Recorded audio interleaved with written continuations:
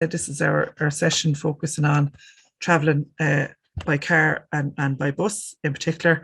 Unfortunately, our system isn't very connected when it comes to rail in this part of the world. But so we'll leave that for the session. They're the points that I'm going to be covering: electric vehicles, charging, car sharing and carpooling, and I'll explain what the difference there is. Jackie Mealy is going to speak to us about bus service. Well, actually, sorry, Jackie, I have it written there wrong. Ring-a-link, actually, rather than local link, although as we were discussing before, people join there. We have it comes under the umbrella of local link. Michael has put it in the chat there that if anyone has any questions as we're going along, feel free to type it in, or we'll have a conversation at the end to see how all this thing works together. And as everyone is very familiar with now at this stage, that we won't have questions while we're going through the presentations, but we'll have questions afterwards and we'll record it. So we actually tend not to record the questions at the end. So I don't think that would impact anyone. So when we're talking about this, we're talking about how can we reduce the amount of fuel or possibly change the way we travel to save money and to save carbon emissions. And just even looking at our own cars and how we drive ourselves, one of the things that has come up when, particularly with the price rises of fuel in the last while, is all around driver efficiency and the kind of the lower speeds and the smoother driving, and being able to service your car regularly, not aggressively braking. And there's even training that people can do, and a lot of transport companies would put their staff through what's called eco-driving training, because essentially the smoother you can drive your car, the less fuel you would use. And one point I have here, and there's a terrible picture of the exhaust there, but idling is an issue in many communities, we discussed in the last little while, and particularly outside schools and maybe sports grounds. And of course, the thing is that we don't need to idle anymore, because I think that's kind of a hangover from when our cars didn't work, but probably weren't as efficient back in the day. And you kind of keep your car ticking over so that your engine will be nice and warm to keep you to head off. But we don't need to do that anymore. And of course, when we idle our cars, we end up with particulates and different things that can add to air pollution and can give us respiratory problems. And Ireland is one of the highest amounts of respiratory problems in the world, and the fact that we have high air pollution in certain areas in the southeast is not very good for that. So some communities that we've worked with, they might have outside of schools or sports grounds, they might have no idling. I might, sorry, I never clicked to play on this, but this is a little video that was done, and it's essentially to look at, this is to do with urban spaces, and it's to look at how much space and how efficiently we can transport people across a certain distance in an urban area. So we have cars, 200 people being transported in each vehicle. So we have cars, buses, rail, bikes, and pedestrians. And essentially it's who will get across the line quickest by mode of transport. So I'll just mosey on there.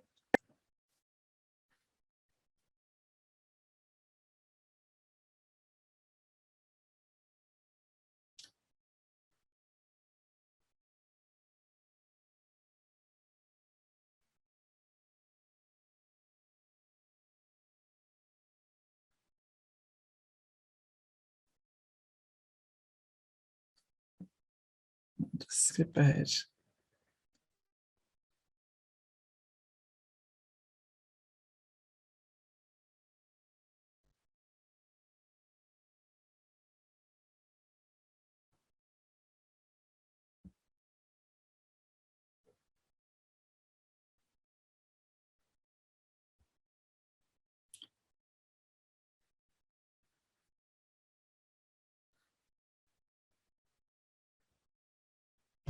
So our most efficient way, sugar there now, our most efficient way, and it's great to have Jackie on the call here today, our most efficient way to transport people is buses, to get them across the line.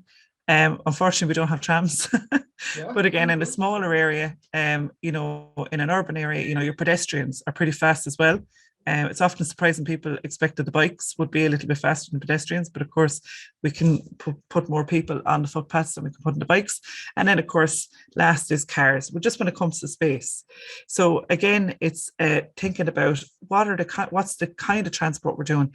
Are we trying to get people over large distances in a rural area? Are we trying to get people over short distances in a village or an urban area? And you'd have different needs and different ways of transport that would suit better. But you know, it's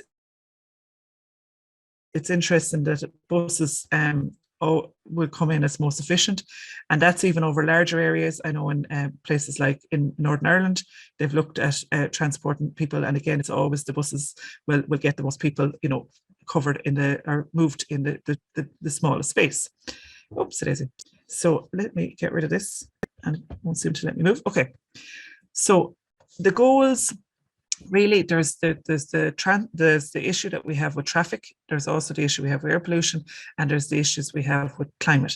So the government have taken account of this, and we have our goals are kind of big changes when it comes to how we will all travel together. So the first goal is that we would have in the next 10, well, actually less than 10 years, 8 years, we'd have a 500,000 journeys being made by sustainable transport. So that would be the likes of Bus Connects in Dublin, which is a great program of basically improving bus infrastructure across the city. And then we'll have Connecting Ireland, which I was just speaking to Jackie about, which is again about improving transport in rural areas. And if you go on the Connecting Ireland website, you can see what the plan is for your county. And I would have the expansion of rail services. And as we were talking about the last while, the improvement of cycling and walking infrastructure. So even in the last week, if there's anyone on the call from the Waterford area, Dungarvan are doing a lot when it comes to access walking and cycling in the next while. And I would recommend anyone, you know, to join your local PPN, and you'll be involved, you'll hear from the councils about the different improvements that they're making when it comes to cycling and walking. So the next goal for the government is that we'll have increased biofuels and transport. So that's not really something that communities can have an influence on, but it's possibly something that communities might be involved in the production of biofuels. And then we'll have the electrification of buses and rail fleets. And then we'll have that was the headline, that the electric vehicles increasing by 1 million by 2030.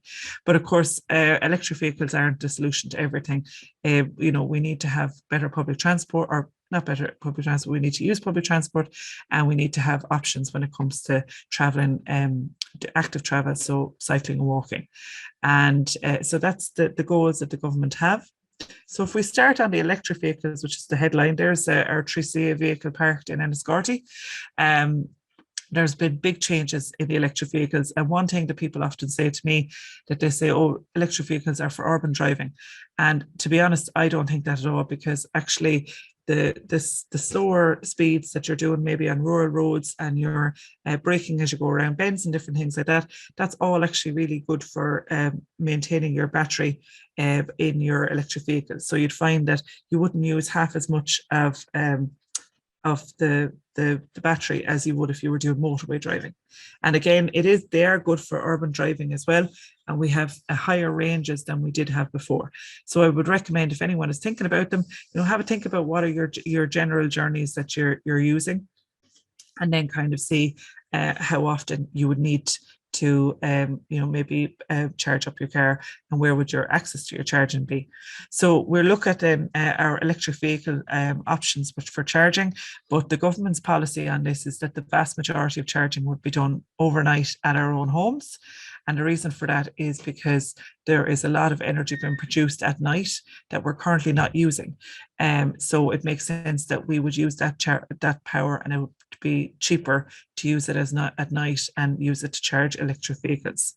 But there are a good few 50 kilowatt chargers and 22 kilowatt chargers across the country. And if anyone is interested, you can just Google EV charging map, and they'll come up. So just to say about the charging type, so the one on the left there, that's your last case scenario, which is your granny lead, and this is just essentially can be plugged in to a normal plug. So it's fine that you can do that, but they recommend that you shouldn't do it all the time. So you would need to have a proper charger like this one, which is the 7 kilowatt charger. And I believe they're maybe around €1,000 and you get €600 towards them. So that can be installed, or that can be installed on your wall in your house, or it could be installed if you don't have county councils are looking at installing those through lampposts in housing estates, maybe where people don't have access to, they can't park their car right beside their house.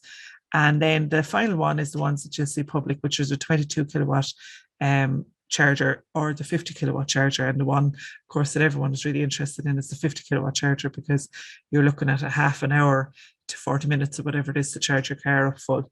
But of course, the thing about public chargers is people really should, just as a kind of courtesy thing, that we would charge up as much as we need rather than fully charging the whole thing. So they're the options that you have. So really, people worry often about, being out and about and places that don't have traditional charging. But say if you're on your holidays or things like that, any site would have a plug that you could use to use the granny lead. I don't know if that's actually the proper name for, but that's what someone told me it was. And then there's the 7 kilowatt chargers and the 22 kilowatt, which you would have the leads for when you buy your car. So this is, I was sent on this site because there's a good bit of information, but for communities, a community can purchase their own electric vehicle charger. There is, county councils have plans they have a kind of a rollout of electric vehicle chargers that they are doing across the different counties. So it is worth contacting your local county council and seeing what is being done there. But if your community isn't being covered, you can apply for a grant through the Better Energy Communities programme, and you could maybe install a 22 kilowatt electric vehicle charger in your local area. And we have already, 3CA coordinate that grant, and we've already had a number of communities apply for that charger with us. And then, of course, there are other options. Now, the only thing is the 50 kilowatt charger, which is the one that everyone wants in their community, that actually needs special infrastructure, so it can only be installed by the ESB. So the ESB will decide where they will put those. So a community wouldn't have input into that, but a community might have input into where a 22 kilowatt charger might go. But as I said, most of the chargers should be done at home for people anyway. So there is a consultation at the moment out, if people want to have their input as to where and how electric vehicle chargers should go in. It'll be interesting to see how times, as time goes on, how will maybe the likes of petrol stations and different things respond as we get more cars that are electric vehicles. So another option, and this isn't electric vehicles are for everyone, but as we were discussing before, the carbon emissions for most sectors have gone down, but the carbon emissions for transport in the last 10 years have doubled. And a lot of that might be that we're traveling to more things, individually, and it's single occupied cars. So it's one person going from each household to everything. So carpooling is basically what we used to do back in the day. And you kind of say, look, I'm going to this. How many people can I give a lift to, or whatever it is? And particularly it works well for sports teams, schools, work, very practical. Sometimes Facebook is a great group for this that you might put up on a notice board. If a group is heading to an event, that there's cars available or whatever it is. There are apps in the United Kingdom called LiftShare that can be used by companies to do this, but unfortunately they were about to enter into Ireland just before COVID, and then of course when COVID hit, we can't really be companies couldn't be promoting people sharing cars. But that's not to say that LiftShare mightn't come into Ireland, where essentially you'd basically have an app and you'd be able to say, I need to go from Clonmel to Callan each day, and then you'd be able to find someone in that local area who's doing that same journey. But at least in your community, you might think about setting up a carpooling program for schools teams, school team and schools. And workplaces can help with this. There's a smarter travel program that workplaces can sign up to if they've more than 250 staff. And basically, they'll get advised on all of the different things that they can do to help their staff travel sustainably. And one of the things that is recommended is that a large workplace should have specific car parking spots for people who share lifts together. And they're generally, it's the thing that they're the closest to the building. So there's a benefit to people in sharing a lift together. And also there's a benefit financially, but we do need to make it easy for people. So car sharing is, you might have seen Go Cars or Yuko cars around in different towns. And essentially the idea behind this is that you would have a car based in your community and that you could book it on an app. And basically, in each individual car would cost us about £10,000 or €10,000 a year to maintain. And if people have 2 cars in a household, they might get rid of 1 car and use the car share scheme instead. And they'd be able to use that whenever they need. Now, I obviously got tired writing that sentence because I didn't finish it, but it's unsure. I tried contacting Go Car and Yuko to find out how they situate these cars in different places, and they haven't got back to me. But I will follow up because essentially, if you have a good number of people in the UK, local authorities will give a car parking spot to these companies if they feel that there's enough people that would use the service. So they're private car companies and you can book them online. And at the moment there are Go Cars in all of the major cities: Kilkenny, Waterford, I think Wexford Town have some as well. And then it just kind of gives people an option that they don't always need to be relying on their own car.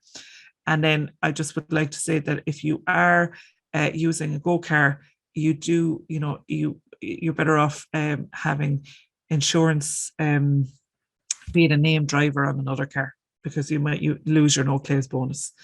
So that is just a whistle-stop tour of what's possible with cars. But as I said, buses are the most efficient way for us to travel en masse if we do have a bus service. So to talk about the Ring-a-Link service in Kilkenny and Carlow, Jackie Mealy is joining us. Thank you, Jackie. And I'm in charge of the slides. So, sugar. Okay, no, you're grand there.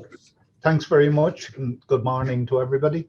Yeah, Ring-a-Link, we can move on to actually the name of the company, next one, is Carlow Kilkenny South Tipperary Rural Transport, and it was founded in August 2001. So we're over 20 years in business. It's a voluntary, not-for-profit company, and it's a charity as well. So we have an office based here in Kilkenny, and we also have another depot in North Fingal as well. Next one.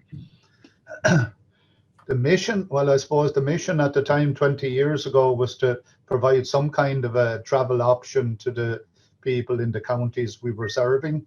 I suppose we weren't claiming to give a massive service at that time because the funding was very low, a couple of million, 2 or 3 million it started with. It has improved over the years. I think the funding, it's still relatively small for rural transport. I think it's about 25 million annually, and transport is expensive to run. And there is a new plan coming in called Connecting Ireland. Grania mentioned that earlier on. I haven't anything about that, but I can give you a rundown on it later. Next one. So the areas we cover, you can see on the map there is Carlow, Kilkenny, Wicklow. We're the transport coordination unit for that. In other words, we supply services there and we employ contractors to carry out services for us. And we also deliver services because we're a bus owning company ourselves, which is a bit unusual for rural transport companies. There's 15 transport coordination units around the country, varying from one counties to multi-counties, which we are, and for the transport coordination, Carlow, Kilkenny and Wicklow, but we also deliver services in South Tipperary, and you can see north of Dublin, North Fingal it is actually. So we have a depot there. So the area is 7,300 kilometres. It's quite, we have to travel from South Tipperary to Wicklow or to Bray or somewhere like that. It's a long distance, but anyway, we manage it. Population about 400,000. The average 55 persons per kilometre. And as you all know, in rural areas, it can be very rural. You might only get 8 or 9, 10 people per square kilometres. And as I said already, the counties we cover there. Next one. Just the organisation of the company, and I suppose it was at the time, going back to the late 90s and 2000s, there was a lot of local community push to have some kind of rural transport at the time. And at the time, the council's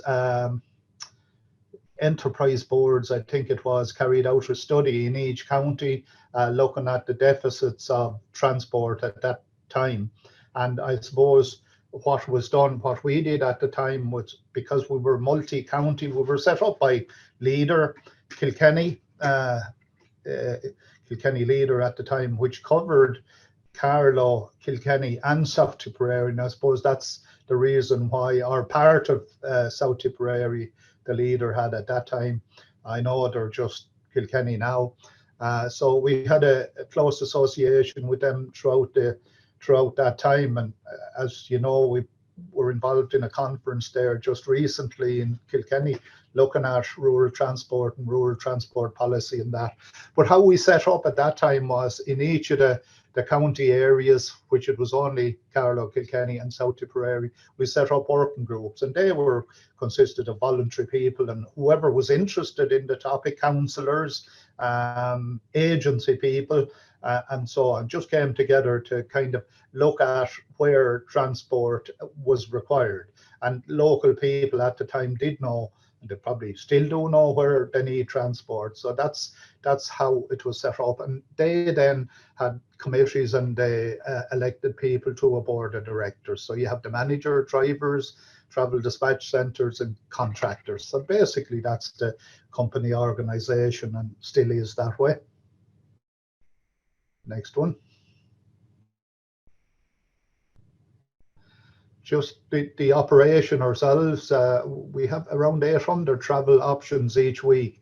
Now it's hard to kind of understand that, because in some places you might have only one service in a week, you know, a one-day service, so a service going into Carlow from wherever and back again. That, and then on other, you might have a 7-day. We have services 7 days a week, multi-trips during the day. So the numbers being carried at the moment is about 3,000 per week, passenger trips, that is.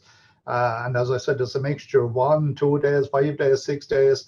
And the way that all developed was based on people using the service. And I suppose at the time when it was the Rural Transport Initiative in the beginning, then it became a programme funded by Pobble at the time, and now it's been funded by the National Transport Authorities. We try to set up services to integrate with other services so as people can travel on to Dublin or wherever they need to go. It's not always possible to do that. We have 23 company-owned minibuses. They're small, between 14 and 23 seat minibuses, and we have 12 contractors. We have a low-call number because we have a travel dispatch centre where we take calls for demand responsive transport services. I'll just come to that in a few minutes so people can ring in. I suppose at the time, if you were in Tipperary and ringing Kilkenny, it cost you a little bit more.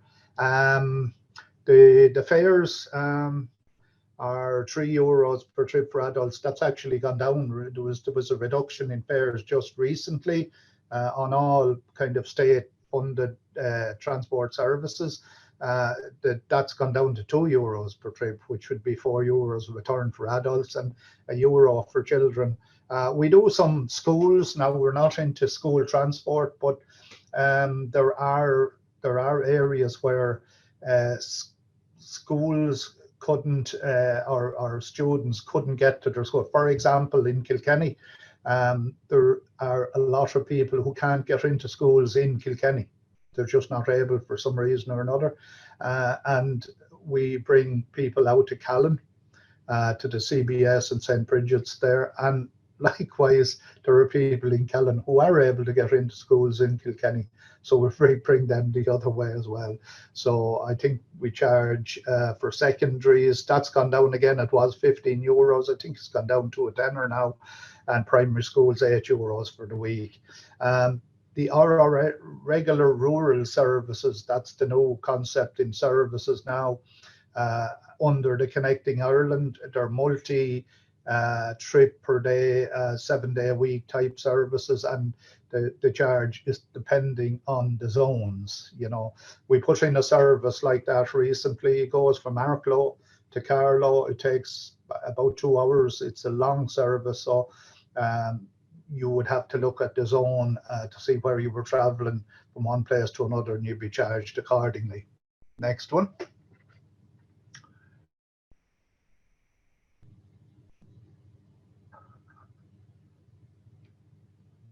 Can we?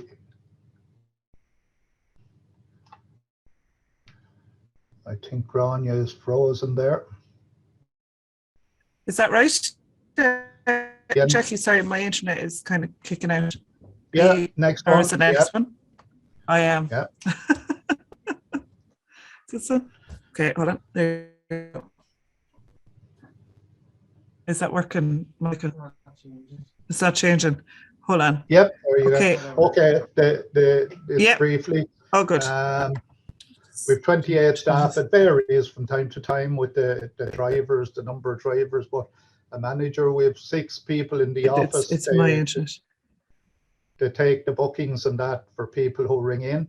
They have other tasks as well, reporting to the National Transport Authority, etc. And we have around 20 drivers between full and part-time. The vehicle fleet, as I said, 23 vehicles are assigned to a particular area, so we don't have all the buses in a depot like conventional transport. They would be out in Carlow or South Tipperary, South Kilkenny, or wherever the services are operated from. There's usually 2 drivers per vehicle, or maybe a driver and a half-time driver. So it gives us flexibility to have the bus in the area, to have it starting hopefully near where the driver lives, and we're able to swap and change buses. And you can see the buses, our 1890, that's gone out of date. Instead of 1890, so 818. And the new local link branding, that's a national branding that's put on all of these services throughout the country, so as they're identifiable for everybody. And I think most people know them now. Next one.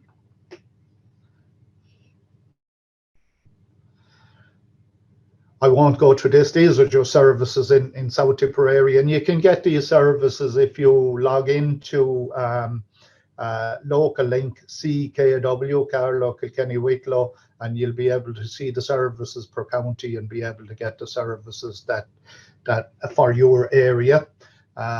Just that one, there's total of 260 services. This is Carlow, vast difference, smaller county, less services. In Carlow, we have South Carlow to Carlow Town Monday and Wednesday, 9 and goes back about 1:30.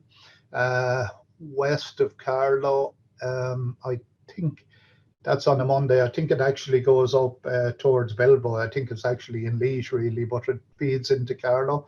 Bagnallstown on the Tuesday, we have a service that goes around to service the community there each Tuesday. Wednesday, Rathvilly, Hackettstown into Carlow and return.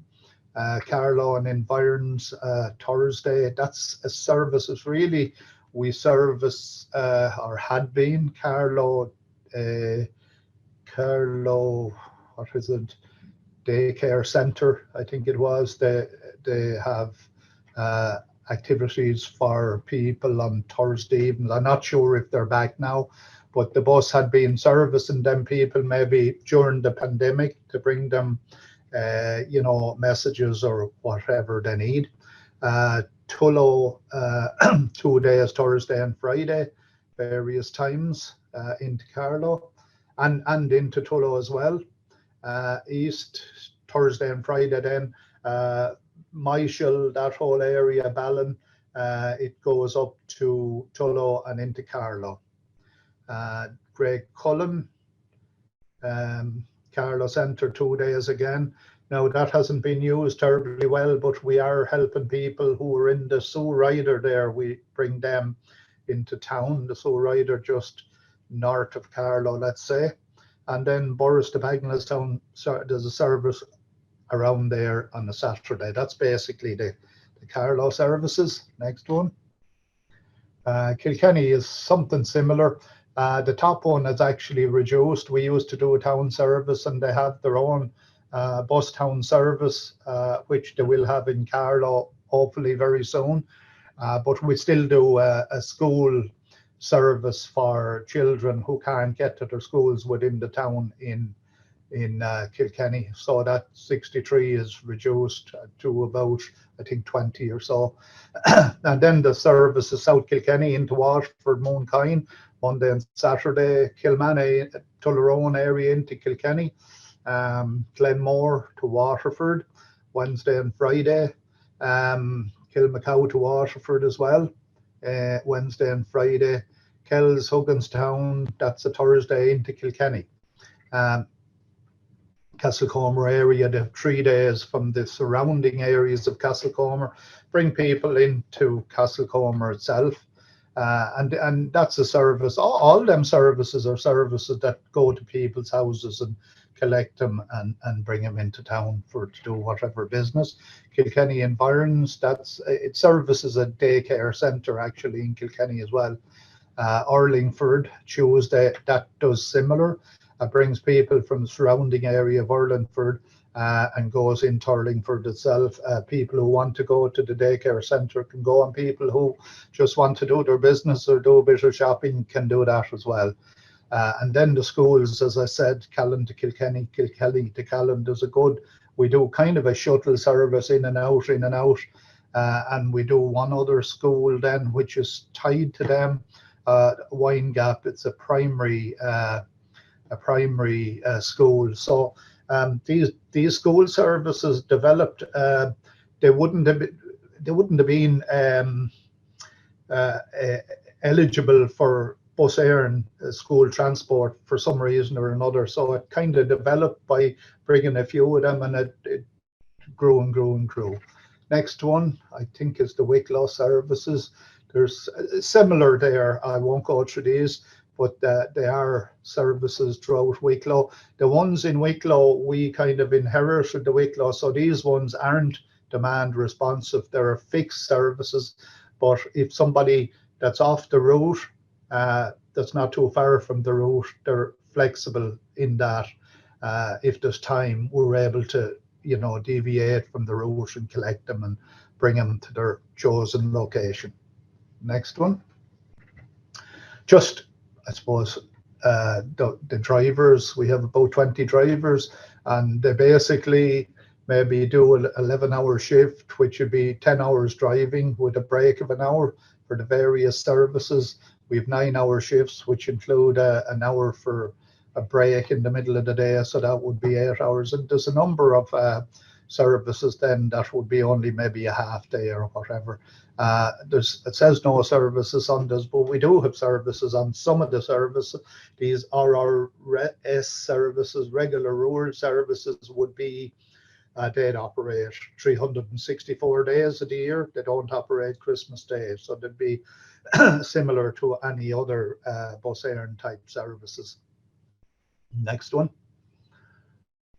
Just to manage the vehicles, for your interest, we have driver vehicle checks. So the driver checks certain items on their vehicle, and they fill out a form, and if there's any defects that they notice, they let us know immediately. We check the buses ourselves once a month, go through them and drive them to make sure everything's okay. And luckily enough, in the 20 years, we didn't have any anybody seriously injured. I don't think we had anybody injured, which is a great thing. Vehicle service schedules and tests, we have to schedule them and make sure they're all done on time. If there is any incidents or accidents occurs, we require drivers to fill out report forms, etc. And drivers are trained. There's a compulsory CPC training, and we do, I think Grania mentioned defensive driving or eco driving. They do that as part of MEDAS every couple of years.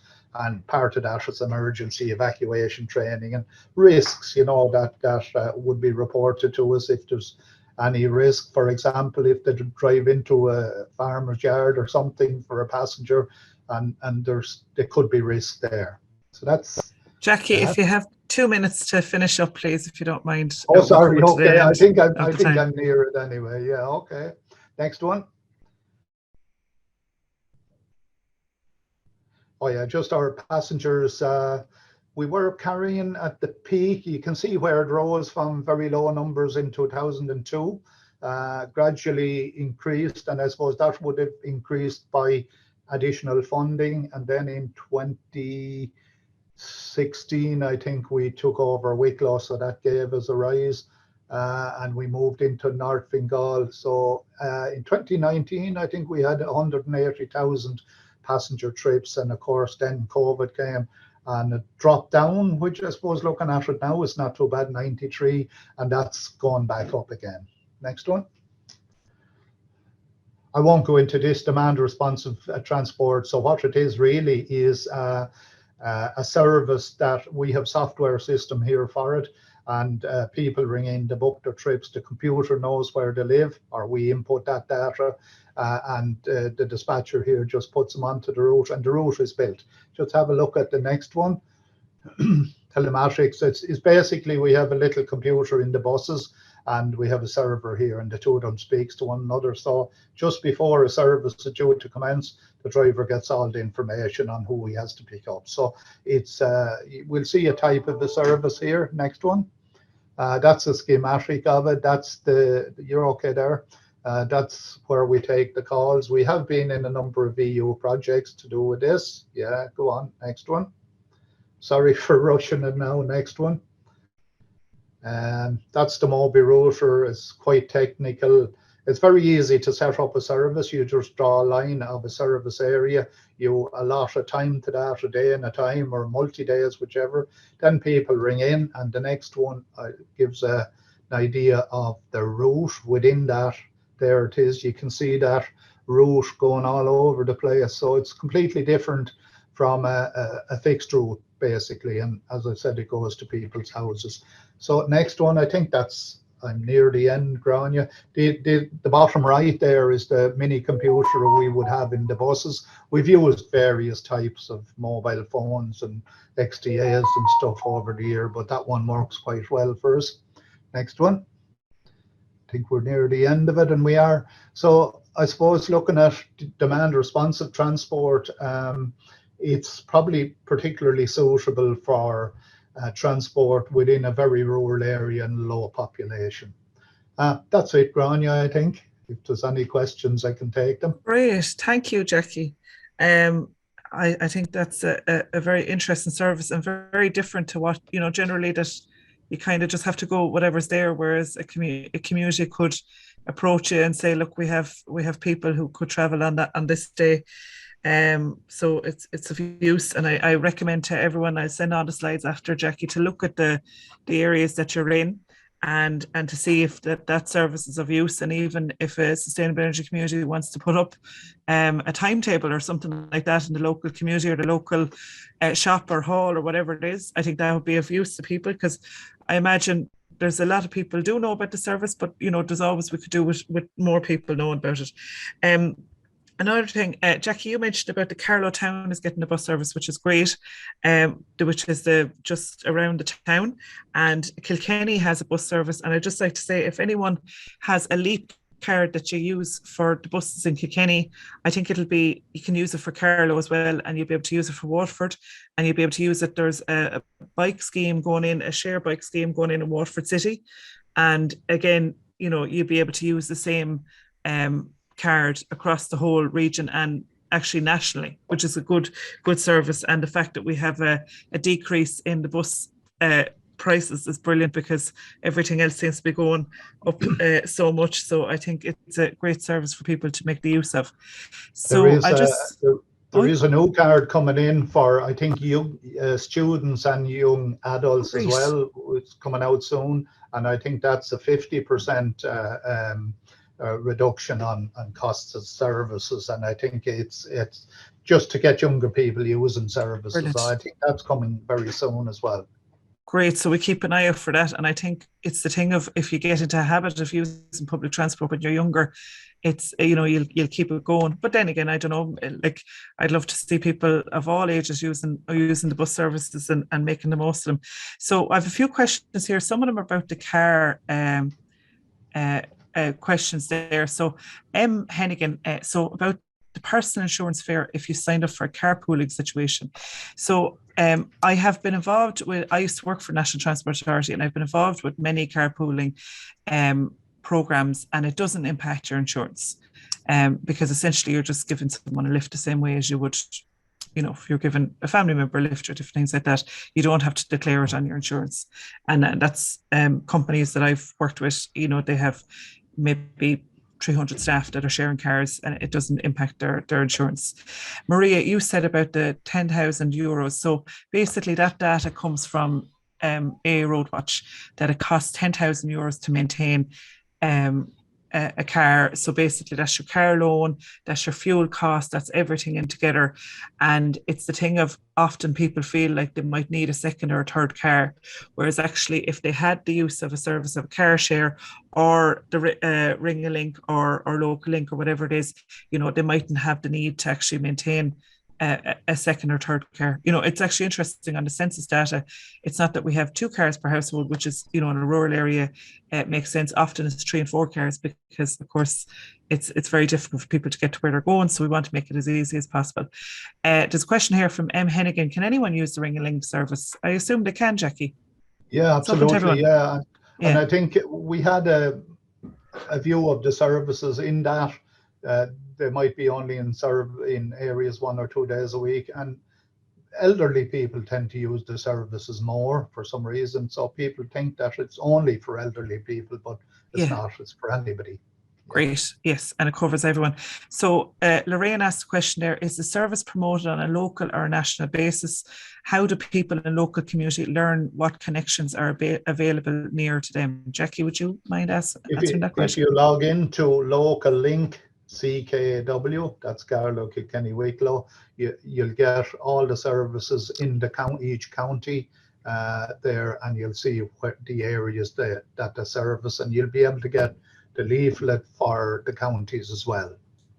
And I'd just like to say, for Waterford, Wexford, they have a Local Link service, but it's slightly different. So we'll include that in the email afterwards to make sure that we have the 4 counties covered. The last question we have here is from Jeanette O'Brien about what is the secret to get people to actually carpool. And I'll answer that, Jeanette, because I've seen there was a company I worked with in Limerick, Western, Jeanette, I can't think of the name of it now, but I'll find a case study. And basically they got people to carpool, and what they did was they had it's the workplace. So say if a big workplace, often now big workplaces won't have huge car parks anymore. They can't buy the space, and property is very expensive. So basically, to encourage people to carpool, and basically they could make the car park smaller, they had the car parking spaces very near to the door of the company. So it's a priority car parking. And then they also had they had a prize draw, something like once every 2 or 3 months, because essentially those people who carpooled were saving the company a fortune, because they weren't having to go and buy more property essentially to have the car parking spaces. So I'll find out that case study, Jeanette, because that company in Limerick basically, and this was before COVID, they had half of their company carpooling, and they made an effort to reward those people, not with huge bits, but just a little bit, to kind of say, look, what the benefit was. And then also they, I think once a month or something in the staff newsletter, they basically said how much people were saving. And there was people carpooling in that company from Mayo to Limerick and places as far afield as that. Like, so if you imagine the amount of money people would save. So any large workplace, I would recommend getting in touch with, and I'd put that on the email as well, the Smarter Travel Workplaces in the National Transport Authority. And they'll basically give the company everything they need to set up a carpooling system. So that is great. Is there any other questions, guys? I think we're the last event and we're nearly bang on time. Grant, so I'd just like to thank Jackie for his time and the detail that he shared. It's a great service. I think we should, as an action for as many of us as possible, find out about your local service. Have your local timetable, pop it up wherever you can. And I think it would be a great thing to share that knowledge with people across Carlow and Kilkenny in particular, but also Annette actually has just shared here, Local Link Wexford as well. And we'll find the Waterford event as well and we'll share it.